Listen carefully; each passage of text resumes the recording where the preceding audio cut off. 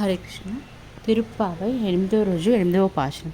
கீழ்வானம் வெள்ளென்று எருமை சிறுவீடு மேய்வான் பரந்தனகான் மிக்கொள்ள பிள்ளைகளும் போவான் போகின்றாரை போகாமல் காத்து உன்னை கூவுவான் வந்து நின்றோம் கோதுகலமுடையா பாவாய் எலிந்துராய் பாடிப்பறை கொண்டு மாவாய் பிளந்தானை மல்லரை மாட்டியா தேவாதி தேவனை சென்று நாம் சேவித்தால் ஆவாவென்றாராயந்தருளேலோ ரெம்பாவாய்.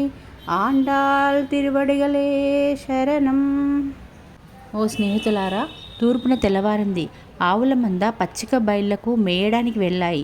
బాలికలందరము అటువైపు పోతూ నిన్ను పిలవడానికి వచ్చామమ్మా. ఓ ఆనందమయ్యి నిద్రలే. అతన్ని కీర్తిస్తూ పాటలు పాడి అతని నుండి వరాలను పొందుదాము.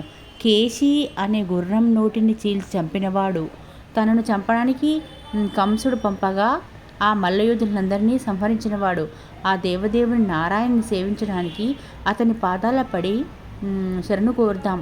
ఓ స్నేహితులారా, మేము చెప్పేది ముందు విని ఆ తర్వాత ఏం చేయాలో నువ్వే నిర్ణయించుకో. లోకానికి శుభాన్ని చేకూర్చేటటువంటిది మనం చేసే ఈ శ్రీవ్రతము అని ఈ పాశంలో చెప్పబడింది. హరే కృష్ణ.